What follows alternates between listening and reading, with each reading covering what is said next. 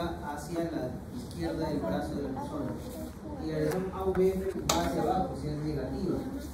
O sea, se aleja de los pies, va a la cabeza. Por eso estoy entre 0 y menos 90. Pero si estoy entre 0 y menos 90, otra vez estoy en este problema. Entonces, una cosa que podría hacer sería mirar la dirección 2. ¿Cómo es la dirección 2 primordialmente? ¿Positiva, negativa o la veo isodifásica? Isodifásica. Ya. Ahí viene la cuestión. Si es isodifásica, tengo que buscar su perpendicular. ¿Bien? En este caso, la dirección 2 es isodifásica. Este es isodifásica. Isodifásica. Significa que ahí no está el eje, sino que la dirección 2 está viendo pasar perpendicular la que está el eje. O sea, si la dirección 2 es así, este es el eje. La dirección 2 es así. Está viendo pasar perpendicular, o sea, está viendo pasar a alguien así. O sea, sería este de aquí. Bien, pero ¿quién es la perpendicular a la dirección 2? AVL. Bien, entonces voy a OVL. Si una OVL es positiva, o sea que se está pegando a OVL, pero a OVL yo sé que tiene un valor de menos 30 grados. Entonces está sobre menos 30 grados, está ahí. El eje estaría dentro de lo normal, porque dijimos que lo normal era desde menos 30 hasta 90. Si no quería hacer ese cálculo, simplemente tenía que mirar la dirección 2. Al ser ya la dirección 2 isodifásica, de todas formas tiene cierto grado de componente positivo, así que yo podría decir, ok, en todo caso, como está en la dirección 2, está viendo pasar por una perpendicular, pero la perpendicular necesariamente va a caer por aquí. Listo, ya está, ya sé que es dentro de lo normal. Bien, si esto hubiese sido más fácil si la dirección 2 hubiese sido así. Si la dirección 2 hubiese sido así. Si era así, automáticamente ya no necesitaba buscar la isodifásica porque decía, ya la dirección 2 es positiva. Entonces significa que se pega a la actividad del eje de la dirección 2. O sea, está dentro de 0 y menos 30. Definitivamente no puede ser más allá de eso. Bien. Entonces, cuando tengan el inconveniente de que el eje eléctrico les ha salido entre 0 y menos 90, lo que tienen que hacer es buscar la dirección 2 si es que les han pedido determinar si es normal o no el eje. Si solamente les piden decir entre qué ángulos está, suficiente, entre 0 y menos 90. Pero si ahora quieren saber si es normal, sí tendrían que ir a la dirección 2 por lo menos. ¿Bien? ¿Quedó clara la idea? Muy bien. Entonces hemos aprovechado para repasar el eje. Vamos a lo siguiente.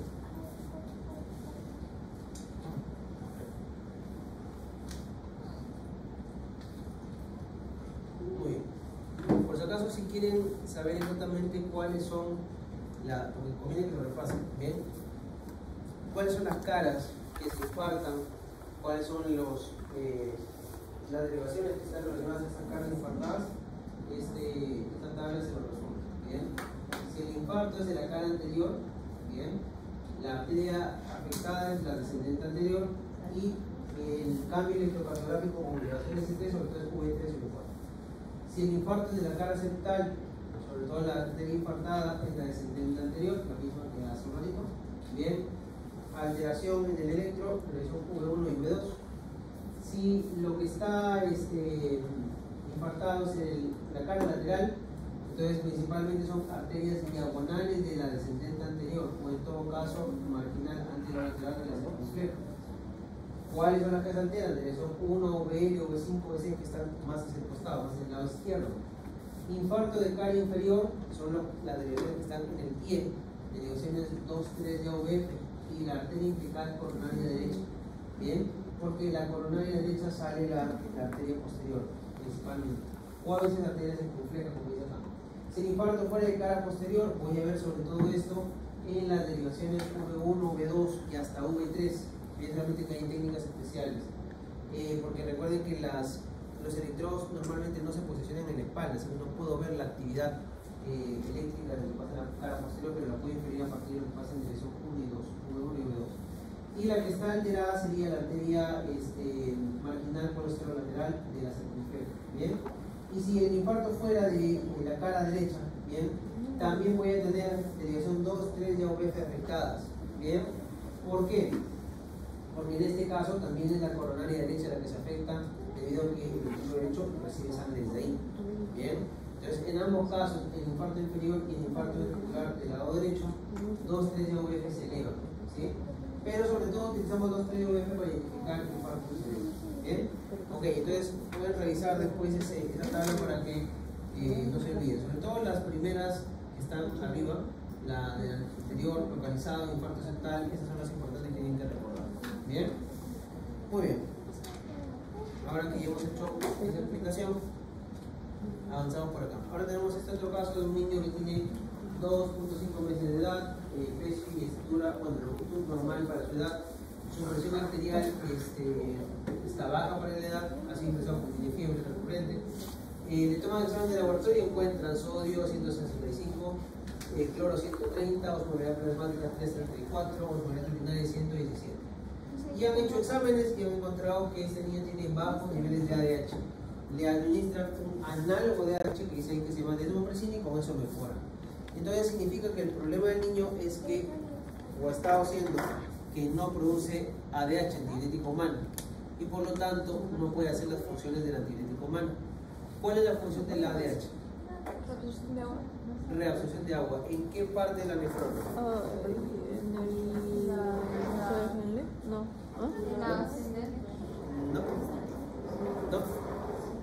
Túbulo colector. Túbulo colector. Y hace esto unido a un receptor. ¿Cómo se llama el receptor? V2. Receptor V2. Bien. Con eso va a aumentar la expresión de las alcoholinas de tipo 2 y con ello el agua podrá absorberse. Bien. Ok.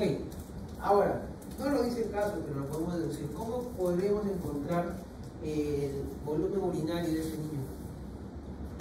¿Aumentado? Aumentado, claro, porque no hay reabsorción de agua. Tiene que estar aumentado, está orinando mucho y de hecho por eso es que tiene la concentración elevada de sodio, de cloro, la osmolalidad elevada, por eso pierde agua y además por eso también tiene hipovolemia, tiene baja presión arterial. Si tiene baja presión arterial, ¿qué cosa creen que va a pasar con la tasa de filtrado glomerular de este niño? ¿Cómo se va a encontrar? Disminuida, muy bien, porque la tasa de filtrado glomerular depende del coeficiente de filtración y de las fuerzas netas de filtración. Dentro de estas últimas fuerzas netas de filtración hay tres fuerzas que interactúan para garantizar que haya o no filtrado. ¿Cuáles son las fuerzas de Starling que operan a nivel del glomérulo? ¿Cuáles son las que se oponen? ¿Cuáles son las que favorecen el filtrado? Presión oncótica, presión hidrostática. Presión oncótica del capilar, ya, muy bien. ¿Qué otro más? Presión hidrostática de la cápsula de Bowman y hidrostática del capilar glomerular. Muy bien, de esas tres fuerzas, ¿cuál es la que favorece el filtrado? La de la cápsula de Bowman más bien se opone al filtrado. La presión hidrostática del capilar glomerular. Esa es la única que favorece el filtrado, las otras dos se oponen. Entonces, ¿cuál de estas tres fuerzas creen que va a estar alterada en este caso? ¿Por qué la de la cápsula de Bowman?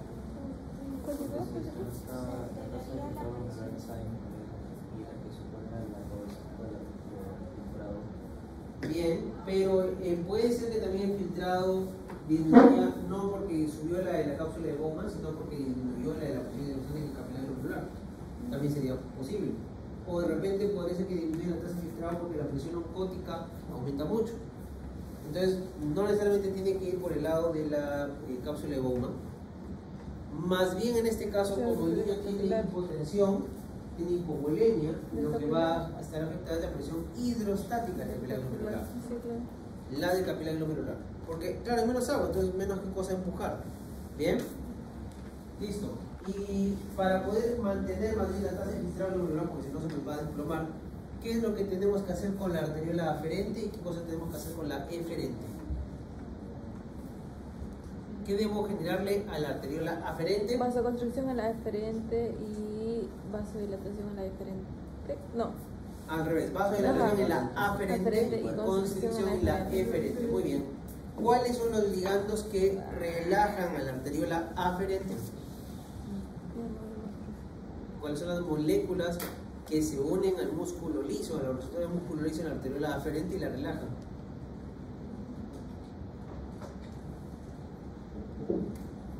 Óxido nítrico, tenemos prostaglandinas, que son las más importantes, péptidos natriuréticos, todas esas generan relajación de la aferente.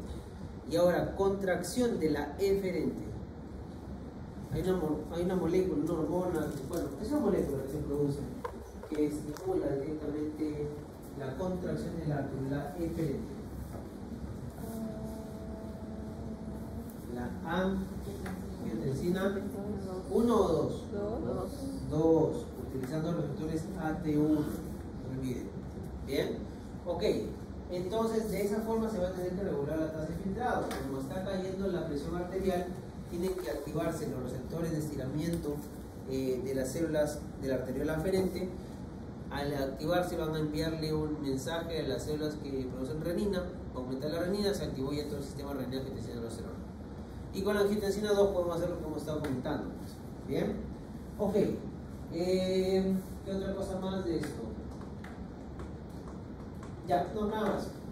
La osmolaridad urinaria, recuerden que si bien tiene un margen bastante amplio, de hecho va desde 50, lo que nosotros esperamos es que la osmolaridad urinaria no sea menor a 120. Cuando eso sucede pensamos que la osmolaridad urinaria está baja, bien, que la orina está diluida. Bien, ok. Vamos con lo siguiente. Tenemos ahora este escenario, ¿sí? Un varón de 21 años, bien, que está ingresando a la emergencia porque ha notado sus ojos amarillos en el último mes, ¿sí? Dice que ha tenido fatiga, que ha tenido prurito, y cuando hay ojos amarillos, bien, ¿cómo se llama ese signo? Icteris. La ictericia se da por un exceso de la acumulación de qué molécula? Bilirrubina, sea directa o indirecta. Pero cuando se acumula la bilirrubina en la sangre, eso también ocasiona prurito, o sea, comezón. ¿Bien? Ahora, dice que ha notado también que su orina se ha cambiado de color, se ha puesto más oscura. Después todo lo demás no es realmente relevante, todo es normal.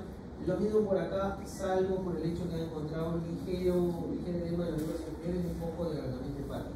¿Bien? En la analítica laboratorio destaca la elevación de transaminasas, sobre todo de la P, que es la específica del hígado, por la ALT, la fosfatasa alcalina, que también está un poco elevada, bien, destaca sobre todo la albúmina, que está baja, bien, y la bilirrubina total, que está elevadísima, junto con la bilirrubina conjugada. Entonces el problema con este señor es que está aumentando su nivel de bilirrubina conjugada en esta última parte. Y ahí es que les pregunto, ¿cuáles eran causas de elevación de bilirrubina conjugada? ¿Qué cosas pueden hacer que la bilirrubina conjugada, la que ya pasó por el hígado, ya se conjugó, se eleve?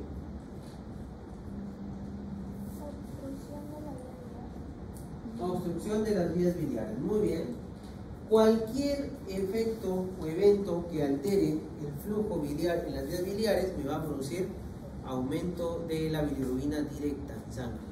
Bien, porque la bilirrubina directa es una molécula soluble. Entonces, si se acumula en un sitio, simplemente retrocede por donde se vino y aparece en la sangre.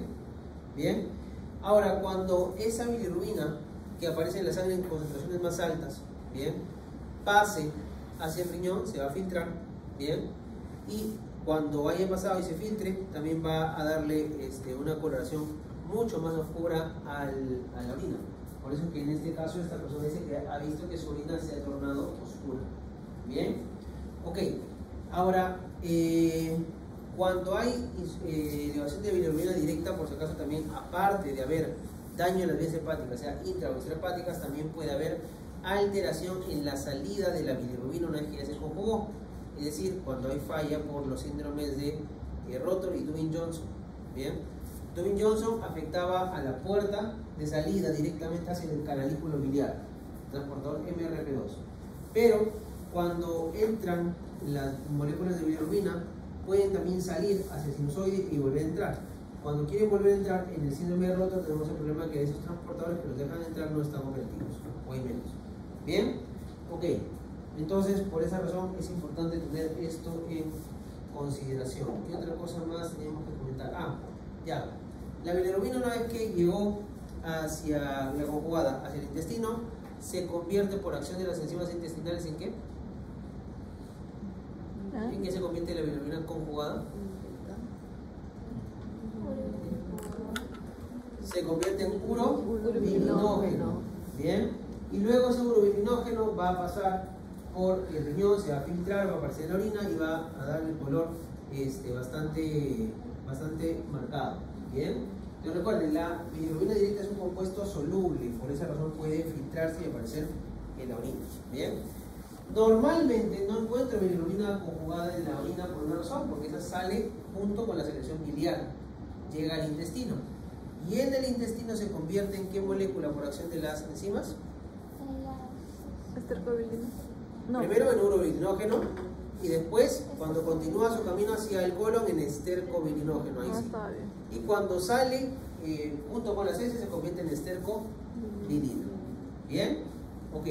Entonces, si yo les dijera que tengo un paciente, así como el caso de acá, que tiene bilirrubina total elevada, bilirrubina directa también, o conjugada, muy elevada, y además tiene cálculos en la vía biliar, bien, digamos que en el coledo, porque es lo más clásico, bien, y les preguntara cómo está la coloración de las heces de ese paciente, ¿qué responderían? Amarilla.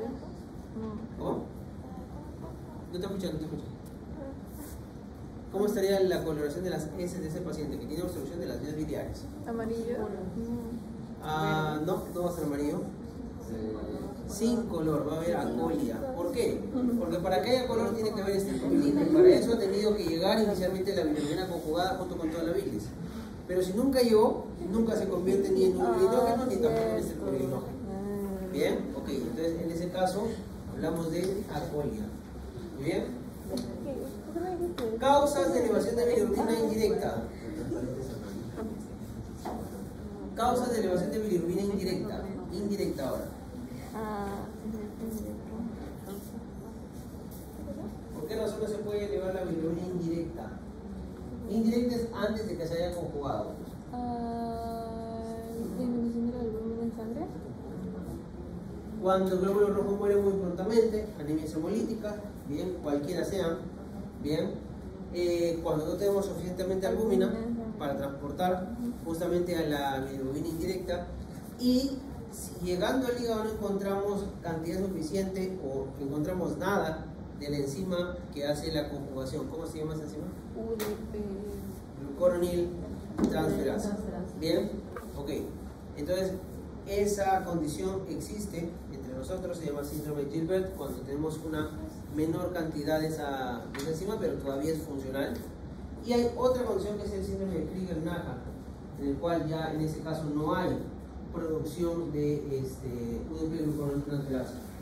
Por consiguiente, no se conjugan y se eleva mucho la bilirrubina indirecta. Bien, y eso sí puede llegar a ser mortal, sobre todo para los recién nacidos. Muy bien, ya hemos recordado esta parte. Vamos a lo siguiente, un poquito más de gasto. Tenemos a este paciente que ha hecho un tumor de células G, bien, es un gastrinoma, así se llama, es un conjunto de células G que están produciendo gastrina en cantidades industriales, ¿sí? Y el paciente además ha desarrollado úlcera abdominal, también tiene diarrea y tiene almidón no digerido en las heces.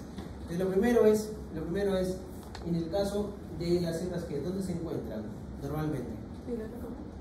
En la zona del antropíloro, muy bien.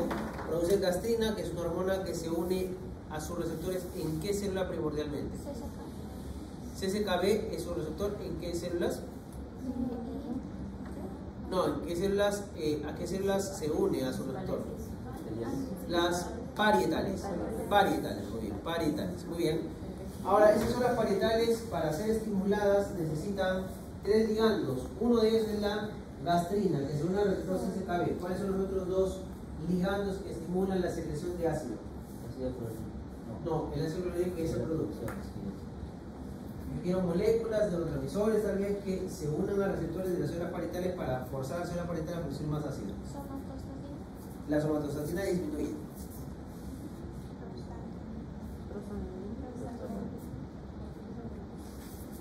La acetilcolina unida al receptor M3 y la histamina unida a su receptor MM2. Bien, M2. ¿Ok? Bien. La somatostatina tiene su propio receptor dentro de las células parietales, sí, pero ese receptor lo que hace es disminuir la secreción de ácido, no aumentarla. ¿Sí? Ok. Ahora, otra cosita, aprovechando que acá lo tenemos anotado. La acción de la CCK, primero su liberación, ¿qué células la produce la CCK? ¿Y cuál es el estímulo para estas células? Para que se secrete CCK. ¿Qué células producen CCK primero? Células I, las células I, muy bien. ¿Por qué? ¿Qué es lo que hace que se estimule la célula I para poder producir CCK?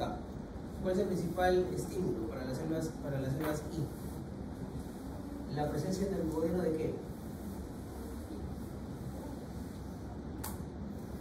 De lípidos y también de proteínas, pero sobre todo de lípidos. Eso estimula las células I, estas células I producen y secretan más CCK. ¿Y esa CCK dónde actúa y cómo? ¿Cuáles son las funciones de la CCK? Estimula la contracción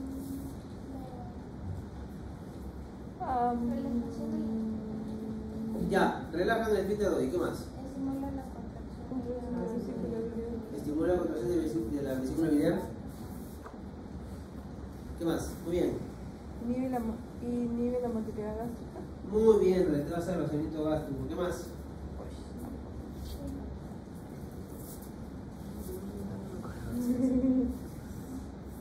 Estimula, dijimos, la secreción también de células acinares para que provocan una secreción más rica en enzimas.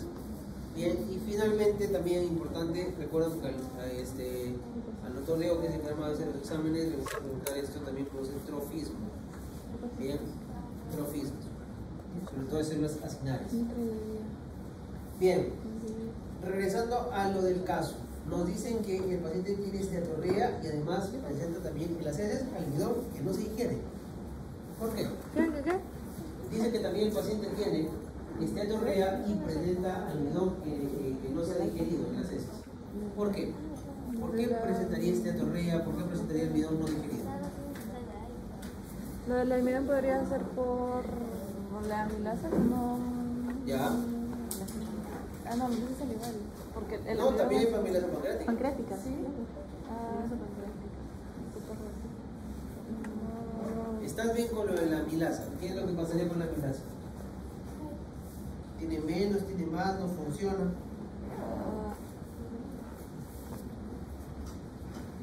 En este caso, puede producir normal la amilasa.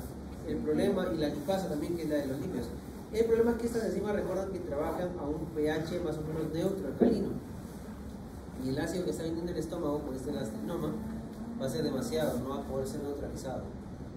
¿Bien? Y eso va a hacer que la lipasa esté inactiva, que no funcione, que no digiera. ¿Bien? Y obviamente lo que no se quiere aparece en las heces. Muy bien, ya hemos dejado esto claro. La somatostatina ya dijimos que inhibe. Ahora vamos a cerrar rápidamente con la parte de espirometría. Espero que se acuerden cómo se lee una espirometría. A ver, acá tenemos una primera aproximación. Línea continua y delgadita es la referencia, o sea, lo normal para esta persona. Y la línea de color azul y blanco es lo que realmente ha hecho esta persona. ¿Bien? Pero vamos a confirmar eso mirando acá estos valores. Tenemos tres: el volumen respiratorio forzado en primer segundo, la capacidad vital forzada y la relación entre estos dos. Si empiezo, supongamos, por la capacidad vital forzada, ¿cuál es el valor normal de la capacidad vital forzada? Mayor o igual a 70%. Mayor o igual a 70. 80. Mayor o igual a 80. ¿Bien? Ahora, miren cómo está su capacidad vital forzada. Está en 58, está por debajo. Cuando la capacidad vital forzada está por debajo de lo normal, ¿qué decimos? ¿Que hay un patrón? ¿Obstructivo o restrictivo? ¿Qué?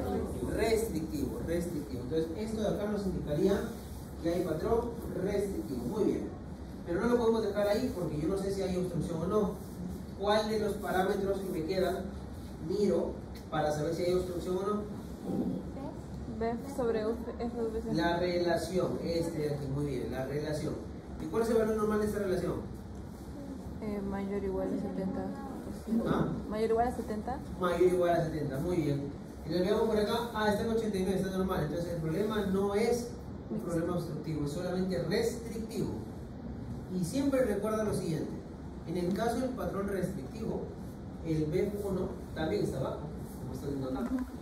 Entonces tienes que tener cuidado porque si tú te acostumbras a mirar a este de acá para valorar obstrucción, ya la fregaste. Hay varios que caen así y se equivocan tontamente y pierden esos puntos. Si tú quieres ver obstrucción, tiene que ser necesariamente el rastro. Entonces, ¿para qué me sirve este de aquí? Este de aquí te sirve solamente cuando ya sabes que hay obstrucción para determinar la severidad de la obstrucción. Pero si no, mejor míralo al final para que no te confundas. Bien, bueno, para dar el marco del contexto, esta persona se trata de, entonces en este caso tenemos una persona de 40 años, 1,70 de estatura, que no tiene problemas previos, pero sí presenta en su historia antecedentes de dolores de articulación, de rigidez, etcétera, bien, mano, muñeca, codo, hombro, y los rayos X que le han tomado han encontrado un patrón pulmonar difuso, lo que significa que se está afectando el intersticio, está depositando mucho colágeno, bien, o sea, se está haciendo fibrosis, bien. Caso 2 de la parte espinométrica. A ver, mirando otra vez solamente esto de acá, ¿qué podrían decir ustedes de este patrón? Recuerden que esta línea puntida chiquitita es lo normal y estos dos son las mediciones que le han hecho, una primera y otra después. Entonces, ¿qué patrón dirían que tiene? Obstructivo. Bien. En otro salón me dijeron que por qué esta línea de aquí no podría ser un patrón mixto. ¿Por qué opinan ustedes? ¿Podría ser un patrón mixto o no? ¿Y por qué?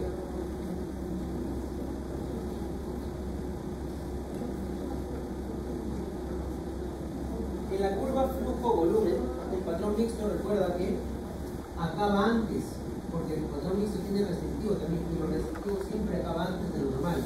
Pero sí, va a ser chiquito, va a tener concavidad, pero no va a terminar aquí a lo normal, va a terminar por acá. Ya no puede ser mixto por eso. Más bien veamos en la espirometría, ya ustedes me dijeron que es constructiva, vamos a confirmarlo. Capacidad interforzada, 91%, entonces todo normal, no hay restricción. La relación, 50%, hay obstrucción. Y ahora miro este de aquí para saber qué tan severo es. Bien, pero como dicen que hay obstrucción, tengo que hacer una prueba para saber si es reversible o irreversible. ¿Cómo se llama esa prueba que hago? Para saber si hay reversibilidad o no. Creo que si era menor de 60%, era reversible. Es la prueba de la broncodilatación, ¿verdad? Entonces voy a tomarle una espirometría, ahorita así tal como está, después de eso le voy a dar un broncodilatador y después de unos 15, 20, 30 minutos vuelvo a medir su espirometría para ver qué tanto cambió. Entonces primero, ¿cuál de estos tres valores, cuál de estos tres parámetros es el que yo verifico si cambió o no cambió? El B sobre Este de acá. Bien, la capacidad interforzada, no, el volumen de giratorio forzado de primer segundo. ¿Y cuánto debe cambiar este? 12% o más. ¿Sí? Miremos acá. 54-78 hay un gran cambio. Definitivamente es obstructivo reversible. Si lo que mejora es menos de 12, ahí decimos que es irreversible. Ahora, para que te vayas feliz, para poder hacer broncodilatación, ¿qué clase de fármacos tenemos que darle al paciente? Salbutamol, que es un fármaco que estimula qué clase de receptores. Beta 2 agonista, es un beta 2 agonista. Muy bien. Pero supongamos que se te acabó, ya no tienes agonistas beta 2 para generar broncodilatación. ¿Qué usas para generar broncodilatación? Ya no hay más beta 2, se acabó. ¿De qué otra manera puedo hacer broncodilatación?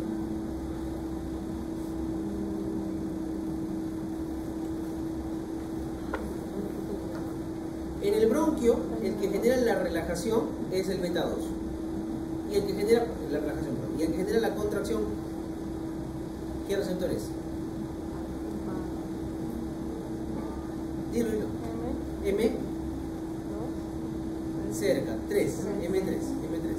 Entonces, si no tengo un broncodilatador que actúe agonizando, estimulando el receptor beta 2, ¿qué tendría que hacer con el receptor M3?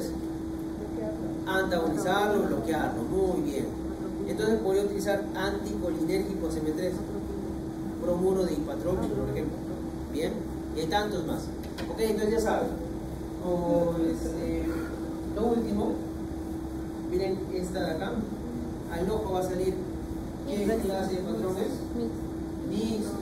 Ya se dieron cuenta, ven que es chiquitito, además terminante, tiene concavidad, tiene componente obstructivo pero también restrictivo. Bien, y acá lo pueden verificar. Capacidad interforzada, baja, hay restricción. Ratio, bajo, hay restricción. Vamos a ver el B1, sí, bastante bajo. Damos una prueba a un autodilatador, no mejoró más de 12%, va a mejorar 2%, o sea, es un patrón irreversible. Ya no mejora con broncodilatador. Bien, y de esa forma te aseguras. Bien, de esto sí he visto un par, por lo menos unos 3 preguntitas de los exámenes de práctica, así que por eso les he repasado esto.